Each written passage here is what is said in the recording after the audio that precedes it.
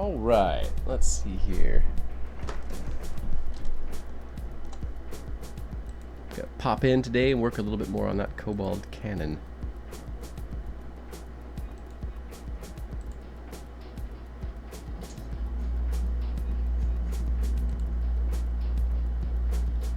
Yes. Yes.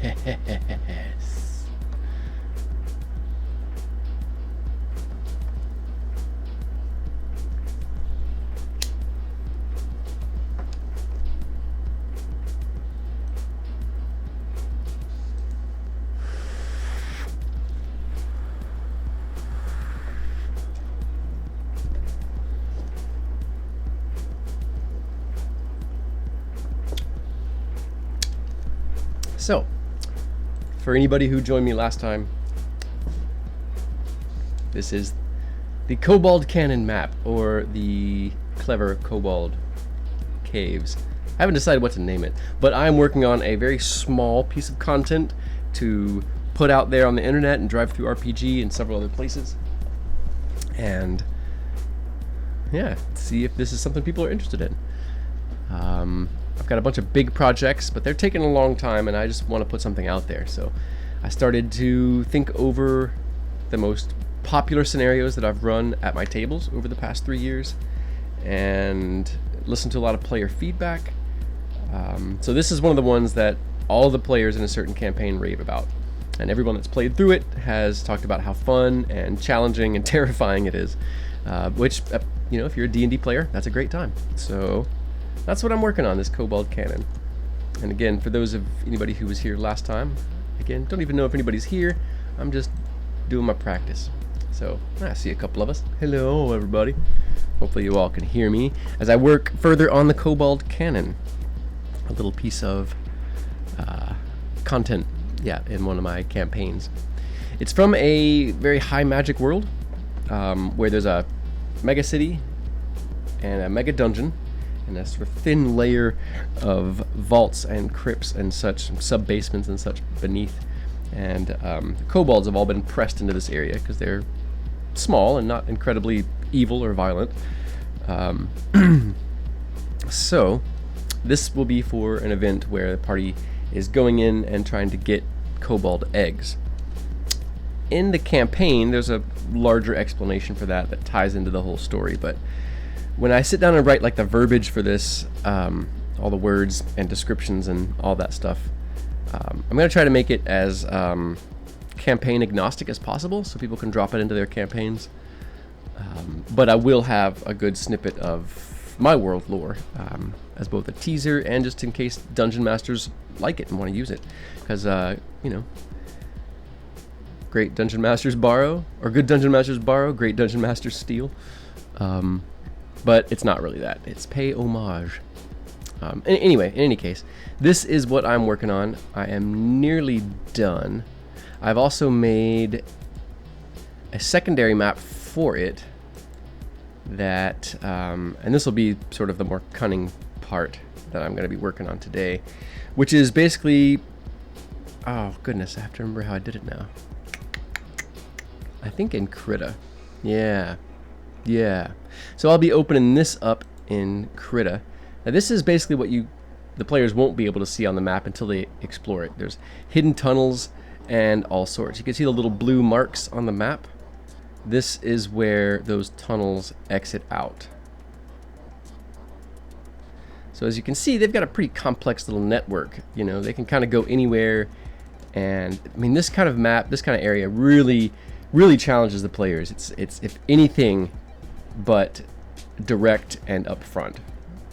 The way I have this planned, I'll lay it out for you like this. So they come into the stairs. They will immediately see trails of blood as if bodies have been dragged away, or people wounded have tried to drag themselves back out. They will see, you can't see on the map here, but these are actually skulls. So once it's high resolution, it's rendered out, it'll be a lot clearer. So the party will come in, they'll see all this mess. They'll see the far wall covered in spikes, and they'll look like corpses laid out. Now, it's going to be stuffed dummies because the kobolds don't really want rotting corpses very close to their kitchen, which is right over here. So They're actually very fastidious, but they've made the appearance of being just savage monsters to try to keep the adventurers out. And you can see a little bit of the carnage that may have happened. Looks like somebody got exploded by a bomb and all sorts of stuff. Now, this wall here is going to be filled with tiny, well, not tiny holes, holes small enough for someone to fire a crossbow or bow through, and there will be kobolds in here defending. Of course, they'll sound an alarm as soon as heroes are spotted. If the heroes happen to be stealthy, good on them, but a full party of stealthy people is pretty rare. So generally there'll be an alarm, word will be called back, and the place will come alive. Everyone gathering in the kitchen will break out and sort of get in their positions. The chieftain and the warlock or the sorcerer will both be informed within a few rounds. Obviously, you know, rounds are pretty short, and so as the GM, when you run stuff like this, feel free to play that as you need it. You know, you want to keep the tension on the characters in scenarios like this, so you just let them think and suggest to them that any round the sorcerer and the chieftain are going to show up. But it usually takes a few rounds for them to get in position, for them to set everything, because they have a plan. They are going to try to kill the players here. If the players slip through, then there'll be a few sitting in these tunnels to fire at them and try to hold the players back. They'll be ready to slip back into their caves if the players advance, but they want to get the players, the next position they want is the players here. They'll bring enough to bear in terms of smoke bombs and crossbows that they'll have a good chance of sort of pinning the players right here, which is where they want them, because in the workshop they have made a cannon out of various parts that they've scavenged and carved out of the walls. And this cannon can melt stone. And a little bit of foreshadowing, the players will be able to see this right here, this melted stone, and if they look and observe and ask questions, then they'll get some information, but if not, it'll still be a surprise. The walls are covered in spikes, so if anyone is trying to hide up against the walls, it's going to create a difficulty. The way I have it set in my mind is, basically like they can move to the side and hide there, but if they move along the walls in stealth, they will be hurting themselves the whole time. So not much, a point of damage every round, but just make them earn it. The point is not to kill them and grind them into paste, but to make them feel like they're about to be killed and ground into paste. You want them to feel like they're snatching victory out of the jaws of defeat. At least that's how I want my players to feel in combat. So let me check chat. All right, cool. So that's their goal. Is they want to kill them here. If they don't, they want to pin them here, and they want to drive them north. They want to drive them along these spikes. They will have a couple of kobolds in here to attack. They'll always have a kobold heavily armored hiding in the corridor, ready to jump out and be in melee, and they just take the dodge action. They don't even fight. Their whole goal is to give the rest of the kobolds advantage when they make ranged attacks. So for each of these positions, there'll be one sort of sacrificial kobold, one of the bravest warriors of them all the best armor they've got, and they'll run up and take the dodge action and just try to engage and stick the party there. At each of these points, right? So they'll maybe block up here, but they'll hide around the... Oh god. Not that. Alright. When they first come in, maybe the armored kobold will appear right here. Not presenting a full target, but try to draw the party into this chamber. And maybe they'll fall into this chamber. Once the party gets up this corridor, there'll be another heavily armored kobold to come out, so the archers on both ends will get advantage on them.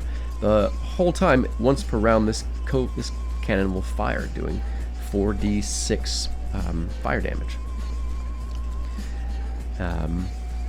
You can definitely swing that back or forth depending on the level of the party, but this is generally meant for us to be very challenging dungeon for a second level party.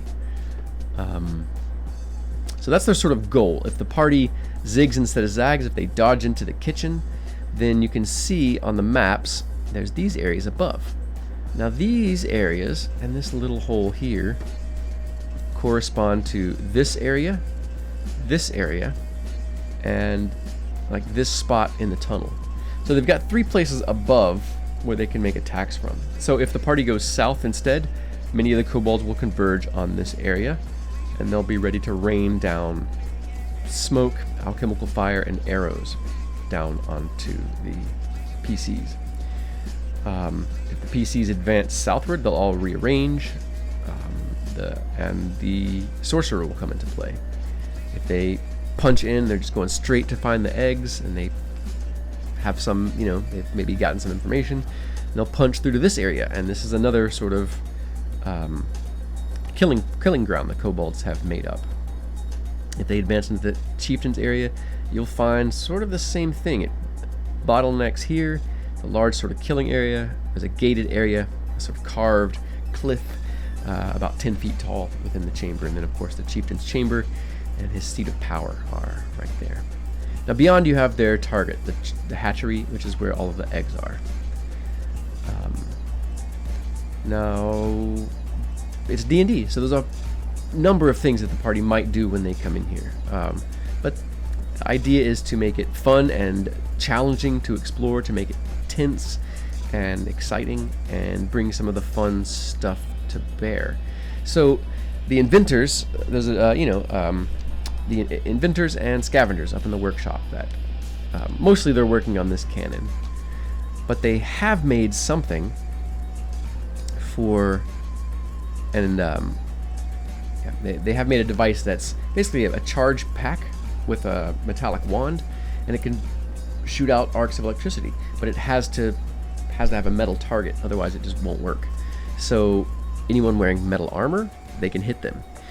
Anyone who is between the kobold and the metal spikes on the walls can also be targeted.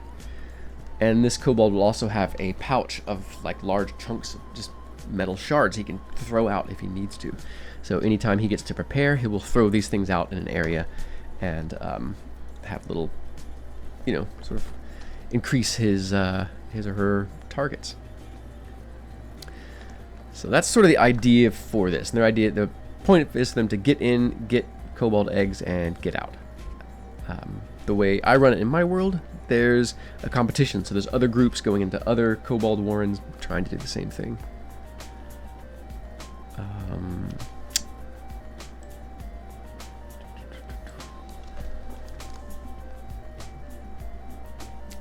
So yeah, once I finish this map and render it out, we'll open it then in Krita or Photoshop or whatever, and erase everything that isn't the map, and just make it a nice little vector that we can drop over onto, layer the map over each other in Roll20.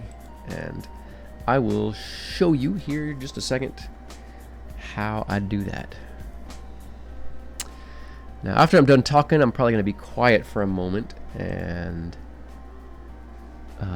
work on some stuff, but here we are. So you can see this is the, I updated it and changed it. I made it a little bit too long, move the stairs around. So, but you can see that this is, sort of laid over the map. And in Roll20, you can right click, make sure you're on the map layer. You right click and you can send anything to a different layer. So, or you can just send it to the back. So this is just a mock-up. This is not the finished product. This is when I'd still had all the blue lines laid out to show that map. But this is a way in Roll20 you can kind of go back and forth. Or you can just open this map on its own page. Like a couple of different ways to do it. It's also possible to expand this area out, and you could put them both on the same map page and just draw their tokens back and forth. Alright. But that's the basic idea that I am working with. That you'll be able to drop this back on once they do discover the other caves and start slipping through them. Yeah. Working on a higher res version and a finished product. So yeah. I'll probably put both of those, both the vector version and the full background version, in the PDF when I go to market it. But just so people have their options of how they want to, how they will best make the experience for their players. Alright, so now I feel pretty good about most of the areas in here. Rethinking the playroom. I'm not sure what that's gonna be just yet. So I'm leaving that. But I had it as a place where like the young adolescent kobolds maybe were kind of pushed to hanging out during the day and such, you know, if they're not working or if they're not old enough to be put to work, perhaps. But yeah, so I'm not exactly sure. I think I had it somewhat like a nursery idea, but then I moved the nursery over to here, which will be tragically empty when the parties go through it, because the kobolds are awaiting the hatching of their eggs, which the party is there to steal. You can't have D&D without some problematic behavior from the PCs. I think that's just the way it is. It brings up valuable conversation at the table or after sometimes, and adventurers and stuff aren't universally good people, you know, and depending on the world that you're running your stories in, adventurers might be part of a rather nasty process within their society. Certainly adventurers in traditional, like older school games, are often just pawns and used by nobles who don't want to invest the resources to go down and clear out some ancient evil or find the treasures of yesteryear. They instead want to pay you pennies on the dollar to go retrieve it for them. But in this world that this stuff is from, the adventurers are playing a vital role in society, but they're also being used and manipulated to some degree. Alright, so saving that. And so we've got 4 of their champions. Those are going to be the 4 heaviest, or 4 heaviest hitters, and they're going to have their own rooms, their own chamber together, which is pretty nice for them. So let's see what kind of bed they have. Now they have access to this high magic city above, or at least all of the trash from it that filters down. So they're going to probably have more than just a pallet on the floor, potentially. But they may also not have, you know, the finest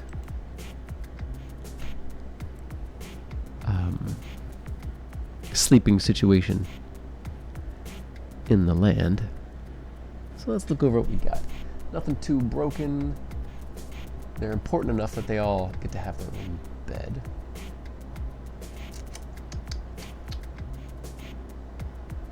Well, actually, let's start simpler with the other kobolds, who aren't going to be doing so fine. But that's huge. Kobolds are small. So I keep this grid up just to help me size stuff while I'm making the map, because when I didn't do that, things got messy. I think that's still a little long for kobolds myself, because they're very short.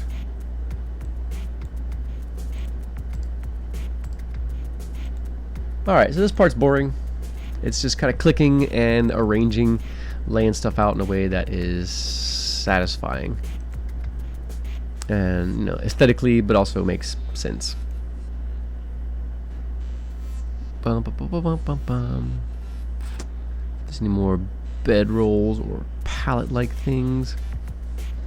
So I want the art to be somewhat consistent when I make maps. I try to stick with all watercolors or whatever type I start with. You got parchment, fantasy, yeah, parchment and watercolor are your 2 kind of basic types. And I generally want my stuff to blend and sit together well on the page or on the screen. So yeah, might zone out and be a little quiet here for a moment, but hopefully I'm gonna double check. I think I still have. Oh no, where'd it go? Okay, cool. Still got some music going on, so I won't be killing y'all with silence if I zone out for a moment.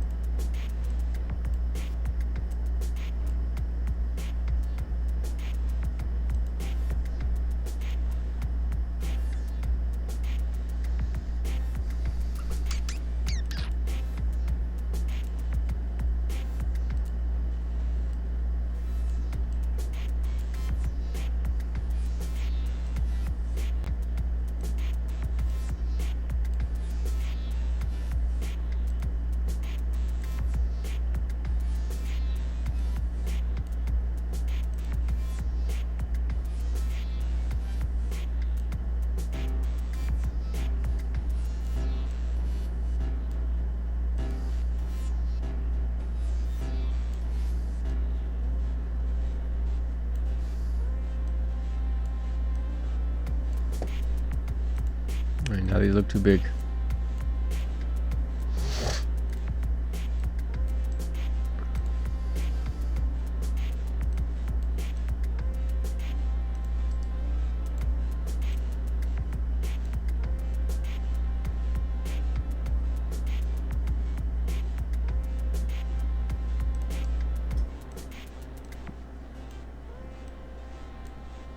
Another thing you can do to keep the visual variation up is you can change some of the colors on these basic stamps, and you know, just doesn't.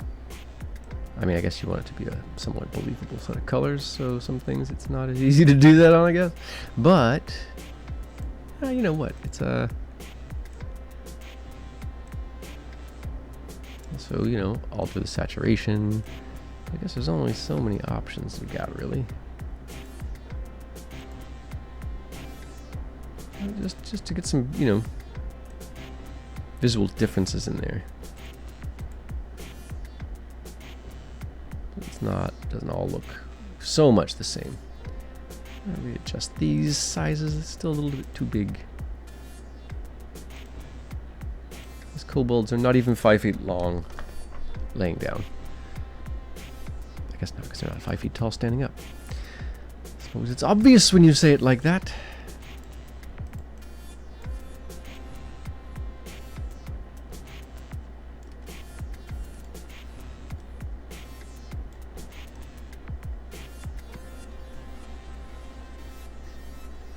No, they probably have some stuff in there.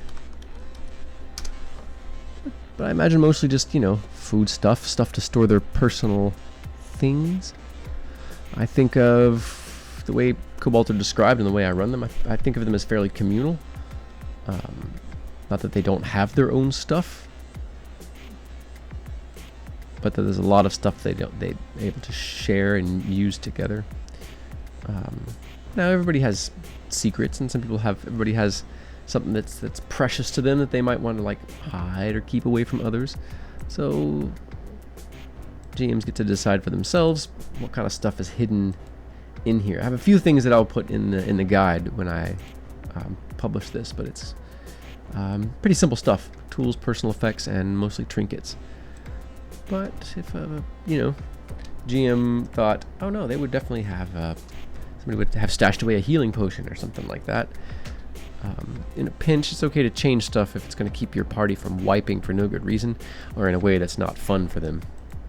Now, finally, because they are not, though they are sort of have a militant capacity, and you know, they can pack tactics, they can work together very, very well.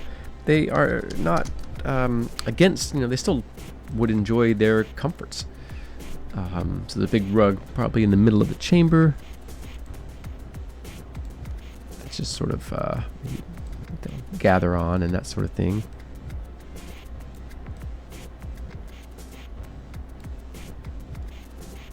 Now, let's see here. Yeah.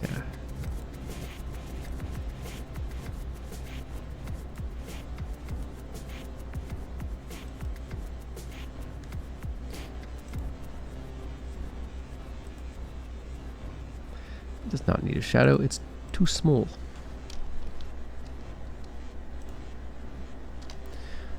Now, yeah, I hadn't planned on doing a whole lot with this sleeping den,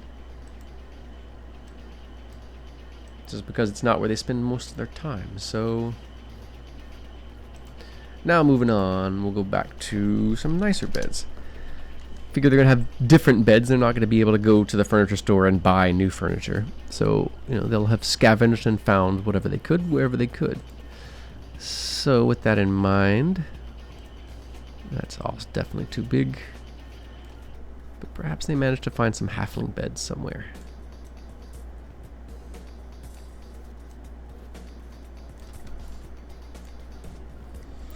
Now, honestly, when it comes to the finishing touches on maps, is where I tend to slow down the most. So I'm actually making a pretty big effort. It's just like, all right, keep at it, push through.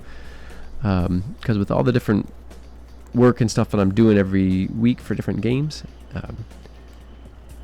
things like this can easily feel like extra. And so once I get close to just a few details that I can already see in my head but aren't interesting to me, then I'll slow down. So the trick I try to use is to do things to make it interesting.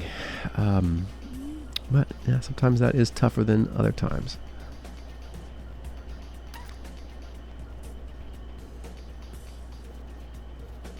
Sometimes you don't necessarily have the mental force to push yourself through. So I'm having trouble like finding things about this sleeping chamber to make interesting.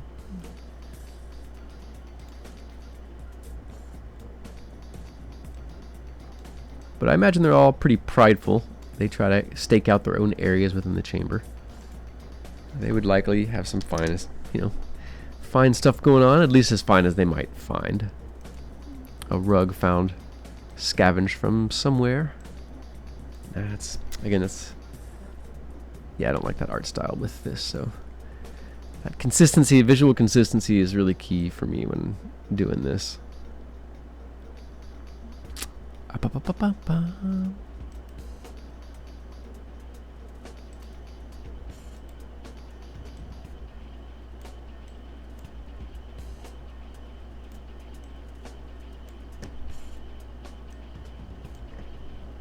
Now make this maybe a little dingier.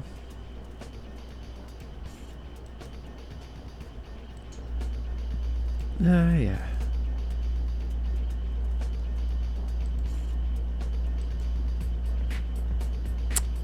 All right.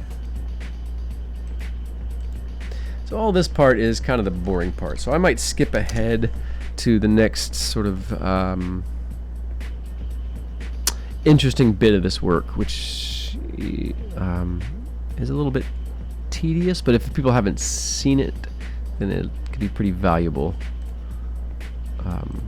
to see the trick. But it's basically just using Krita to make a vector, with transparencies in the image and stuff like that. But I don't think it's a big deal. I think we just have one viewer. I don't know how to see who it is. So I'm assuming that I can just do whatever I want and you're not going to care. Because I really want to finish this map part. I'm trying to methodically get through and finish out this part of the map. Because I got a few other things to do. I've got opening it in Photoshop, putting them together, starting that PDF, and compiling all of the verbal or text data to tie it all together.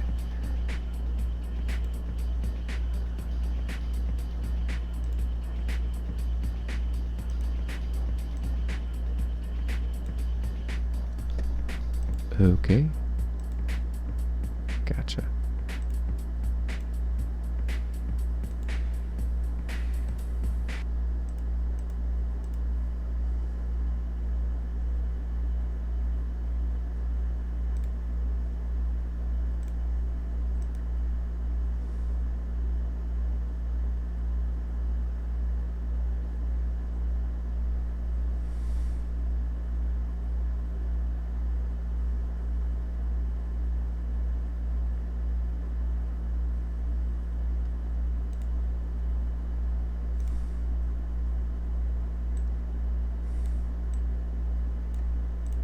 Yeah.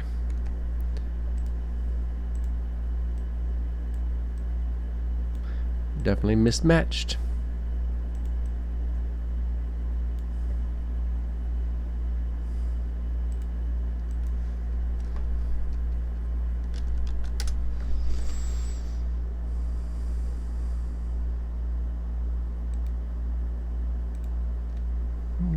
Of course, they all have chests for personal effects, which the party will immediately think is treasure, and I often disappoint them by describing clothes and personal effects. But then, there's usually something hidden somewhere inside it. So, tuck this behind that layer, so just so the players think we're trying to hide it from them. And they get to, some of them get to feel clever for spotting it. And be clever. I'm leaning into putting more clues and hints and secrets on my visual maps.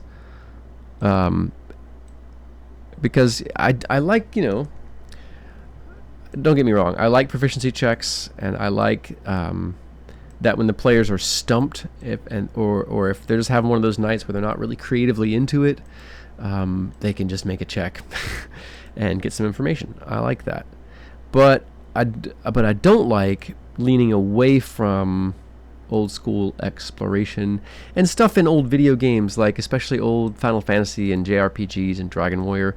Secrets, clues on the map. Hey, that wall looks weird. Maybe there's a secret there. Like I like that stuff. So I've taken to adding some of that stuff. So for example, let me get rid of the grid here.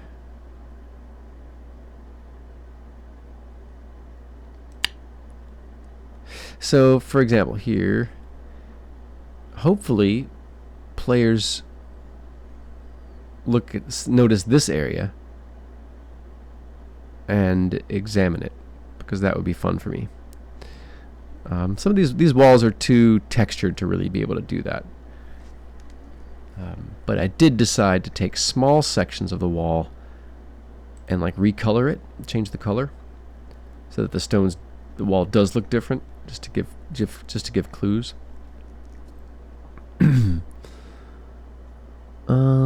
So yeah. And looking back over things, these beds are way too big. These are pallets for baby kobolds, so these are much too large.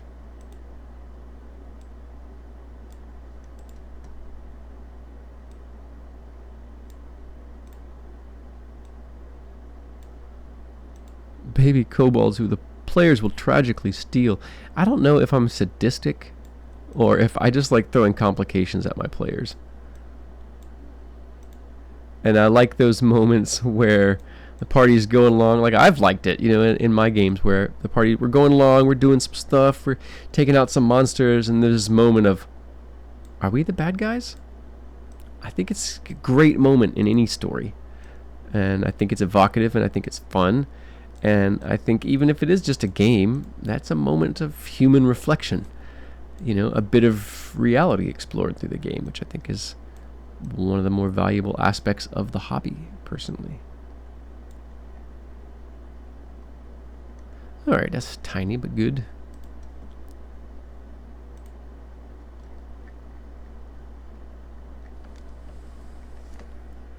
Now, something else I like to do to make these maps a little bit feel a little more real, lived in, is go over and shade the corners of stuff. And I do that by dropping the opacity way down, getting a darker color, and if you're just doing a little bit, it doesn't matter what texture it is, but generally I do whatever the background color is on the map, whatever the most common color. And not just for shadows, because yeah, sure, you got shadow over there too, but you also got dirt that collects more toward the corners. Potentially, even though kobolds are actually pretty tidy, clean, fastidious in maintaining hygiene and stuff like that, because of their sort of communal nature, So yeah, I like to do stuff like that. Maybe we'll wash a little bit more out into the room and give it a little more vibe to it. Alright, they probably have some sort of light source or two, so we'll give them a little lantern, just like the shaman has. So tiny.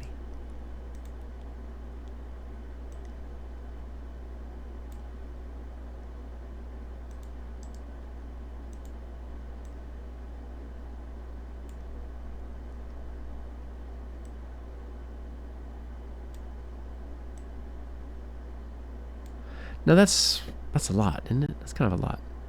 Alright, let's see if we can tone that down, because that is a lot of yellow. Over coloring everything.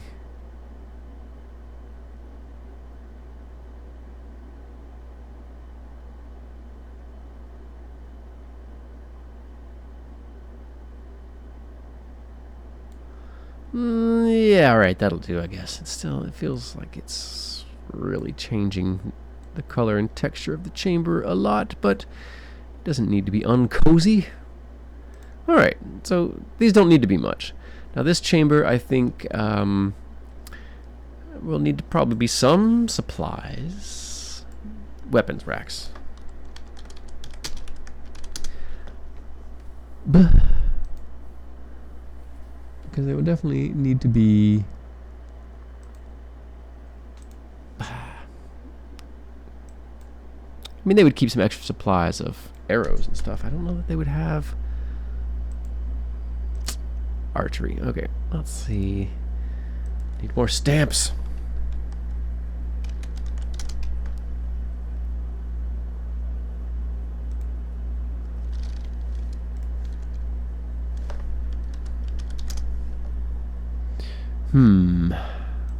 All right.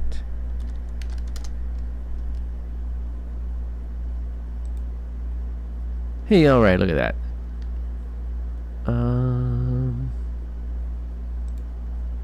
That's huge. It's so big. This is going to be small, but when it's rendered up on the map, it's not going to jump out, but the details will be there for the players to spot. So, and this is important.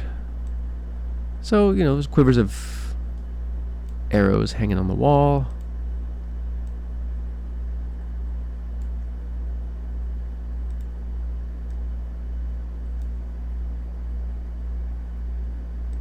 So that the kobolds are armed up and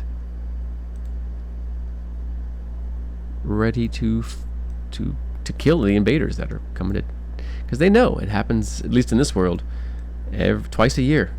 The adventurers come down into their warrens and try to take their eggs.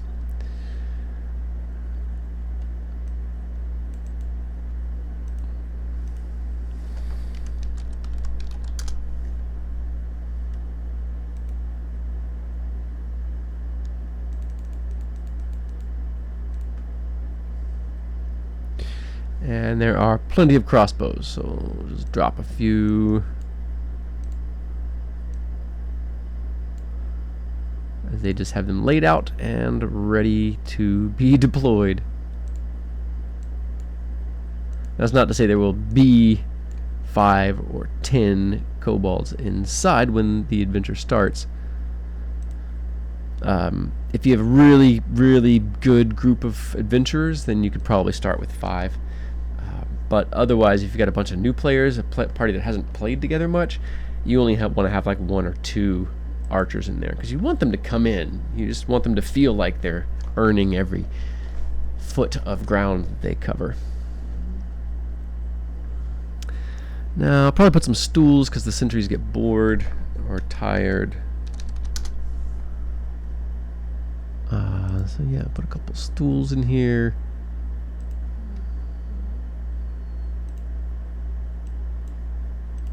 Nothing special.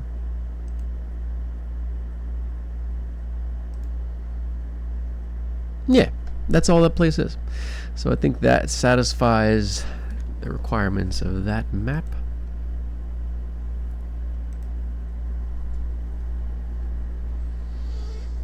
All right.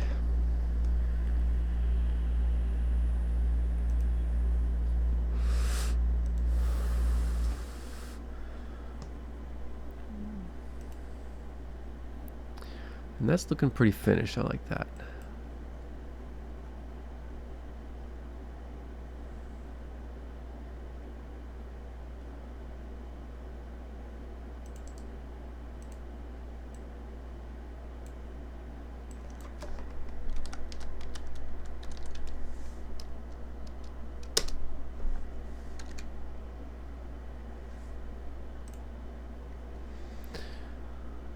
Alright, so we've mostly got everything labeled out. The only chamber I think I haven't really decided what to do with is the playroom. It doesn't have to be a playroom. I'm sort of rethinking it. It was a playroom early on, but I don't want to add in too many macabre details, you know. I want just enough for them to be like, wait a minute, but not like to drive the sort of the blade in, salt the wound or anything.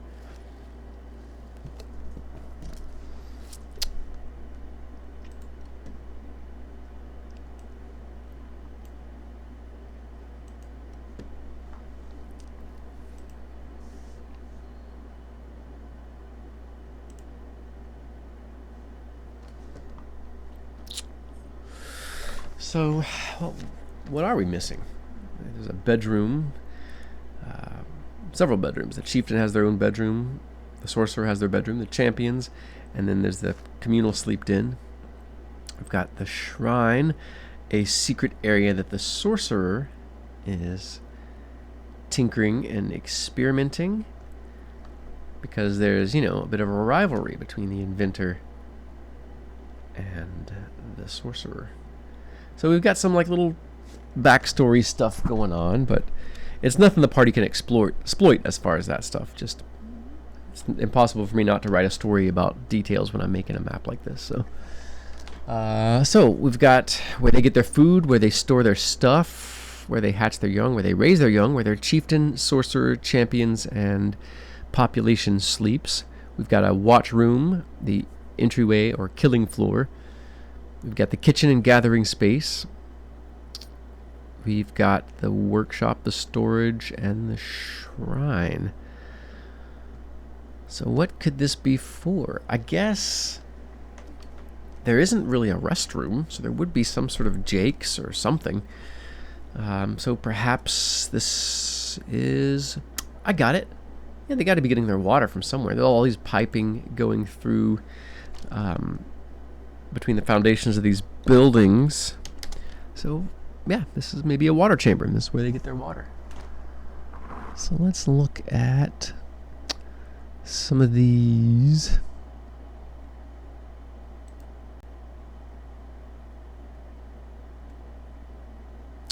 Kind of like this.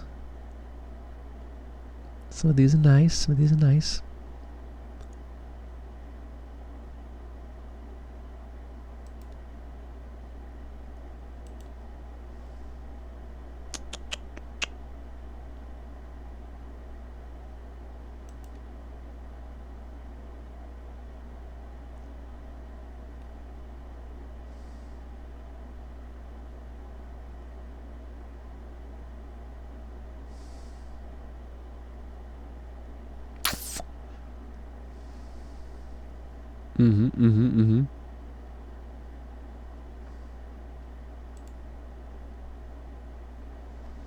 So yeah, I think that's what this is going to be. This is going to be where they get their water.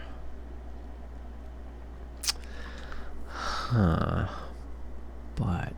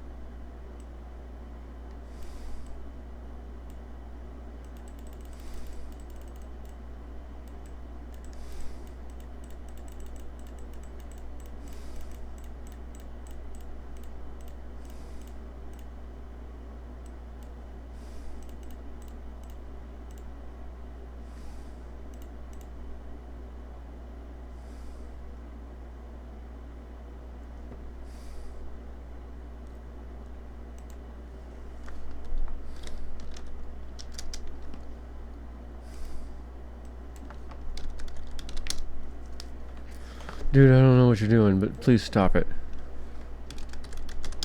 Because I know... Oh, wrong one. Of course. Oh, that makes sense.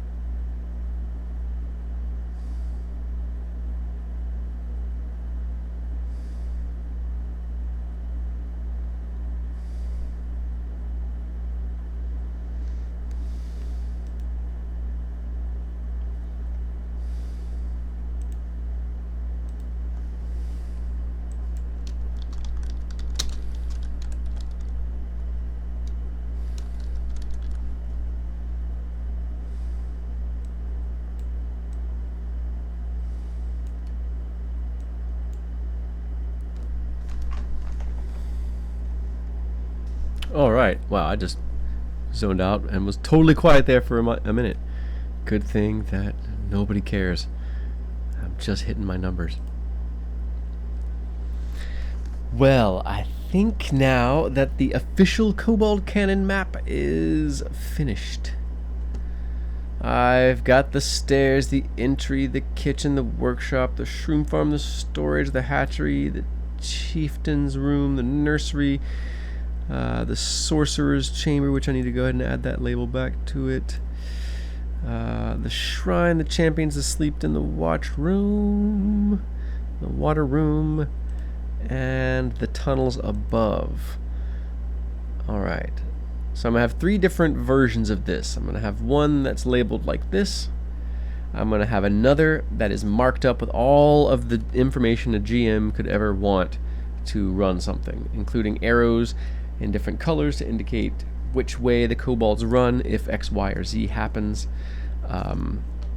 And just to give a few different options, give a little bit of backstory on how the kobolds are acting or interacting, because there's nothing worse in D&D than monsters that do what you expect them to do, than monsters that just fight to the death and lay down their lives and show no realism. You know, that stuff is for video games for me, and there's lots of awesome video games out there.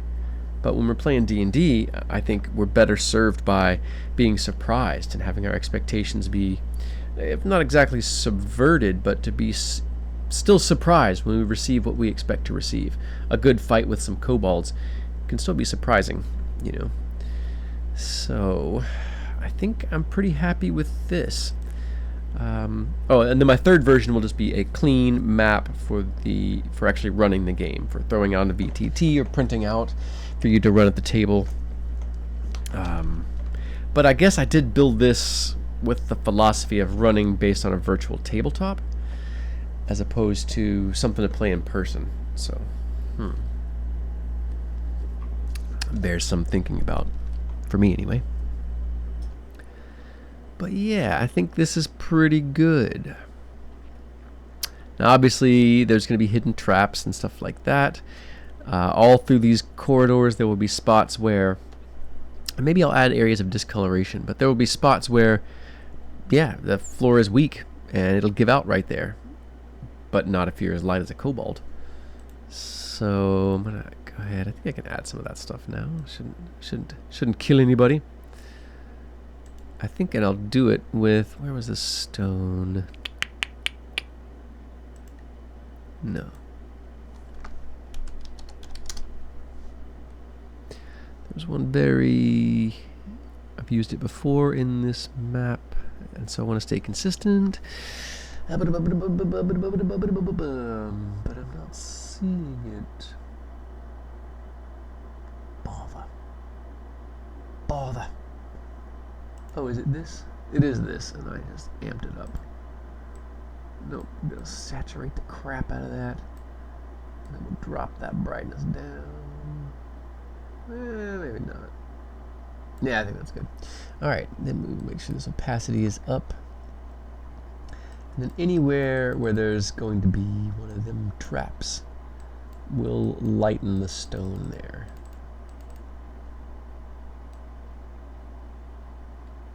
Now, it might not be everywhere, and I'll just let the map sort of tell me, because I think the kobolds don't really get to decide where there's weak floor. I guess they could undermine stuff.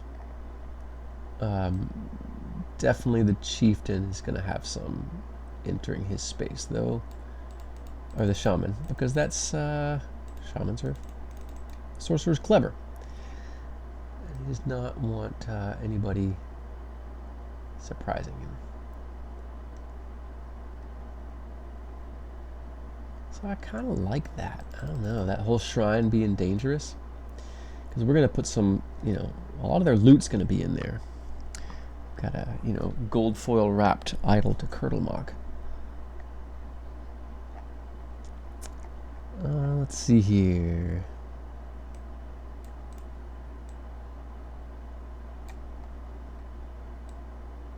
Yeah, I think basically all of these little areas can be. Now this is a doozy. We'll not do this because that would just be a death trap. This whole area being a pitfall and they get to shoot at them. No, I don't think we'll do that. Yeah, I think that's good enough there. And I think it's like 1, 2, 3, 4, 5. Yeah, we got some decent little traps going on.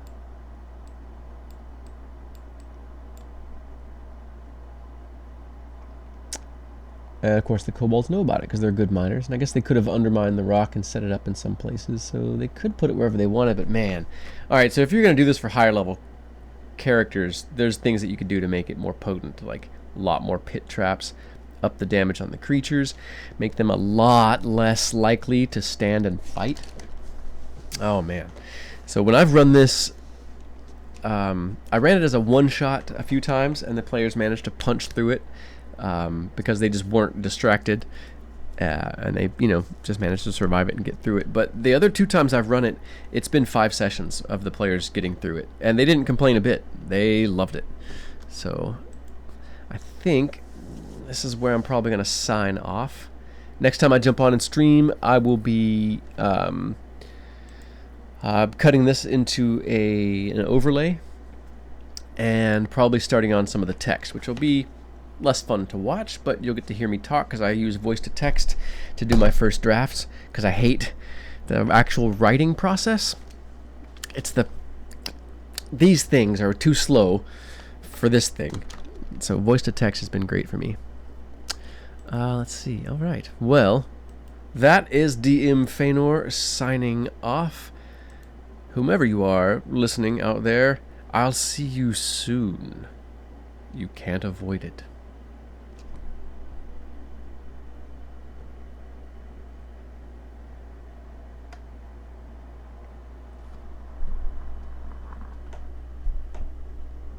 So